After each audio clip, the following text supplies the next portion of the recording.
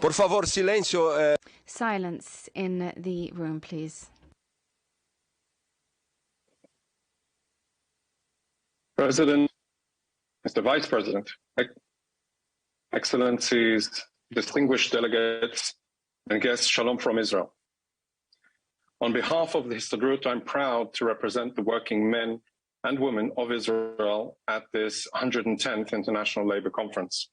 I want to congratulate the Director General, Mr. Guy Ryder, for this conference and his leadership over the years. The last 2 years have proven that the ILO's position, led by Mr. Ryder, of human-centered recovery is the only way the world can get back on track to a post-COVID economy, address the future of the world of work, and bridge the much-needed balance of power between all the social partners. Vice President, this last year has been a time of mixed feelings for the workers of Israel. Feelings of hope, but also feelings of uncertainty and anxiety. This week, we marked 1 year since the new government was established. It came after 2 years of political instability, populist politicians trying to rally voters' emotions, and no budget, leaving the country and its workers in a state of limbo. This year, we have thankfully seen all that change. In the last year, Israel has stepped up to the medical challenge, and today we are confronting the results of the economic pandemic. The Histadrut has continued to be a significant player at the decision-making table in Israel. The Histadrut initiated, campaigned, and negotiated a package deal with the government and the employers. The deal served as a core stabilizer in the exit of the initial phase of the pandemic. We demanded and achieved an agreement to increase the minimum wage, organize distance working, flexibility in the labor market, increased life-work balance, and funds for deprived and exploited sectors. The ability to work together, social partners seeing the benefit of tripartism with steps that have been essential for bringing the economy into full swing, fighting unemployment and recognizing the importance of the working men and women is only the initial stage of what needs to be done. Like elsewhere around the world, the cost of living and inflation is making life for those who toil in the factories, in the fields, in offices, and in public service harder and harder. Decent wages for a decent day's work must be at the heart of individual economic progress. People before profit has to be the goal of governments and employers. To address this change, we have recently commenced negotiations for a new framework agreement in the public sector. We believe that the agreement will improve the status of the working person in Israel and contribute to growth in the economy. In Israel, we are still experiencing inequalities in the workplace as the wage gap continues to be around 25%.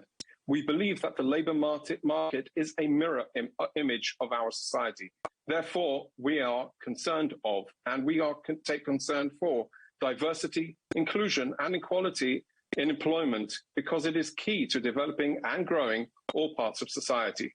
Diversity is an important value that can strengthen Israeli society, cleanse it of institutionalized racism, shatter prejudices that have no place in today's world, and make society better. It is our responsibility, workers, governments, and employers, to promote the workspace wherever everyone feels safe, receives the appreciation that respects their individual contribution and uniqueness. Conference, we work every day to support, advocate, and fight for Palestinian workers' rights in Israel. We negotiate, we conduct occupational health and training seminars. Together with social partners, we conduct upskilling in industry, and we conduct workers' rights seminars for workers in the hotel sector. We believe that the path to the solution of the conflict between the State of Israel and Palestinian passes only through the negotiating table. Unilateral actions will harm us agents of the peace process, prevent a return to the process of peace between peoples, and perpetuate the hostility in a way that casts a heavy cloud over the possibility of resolving the dispute. There must therefore focus on constructive acts rather than dispute hostility and boycotts that are counterproductive and do not promote understanding between Israeli and Palestinian workers. Finally, I want to take this opportunity and call on those that want peace in our region to join us and explore ways to cooperate in different ventures across various sectors to promote Palestinian workers' rights and their vocational training in Israel.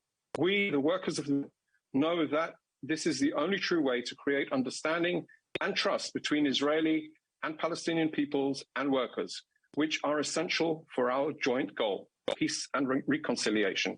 Thank you, Toda, and Shalom. Muchas gracias.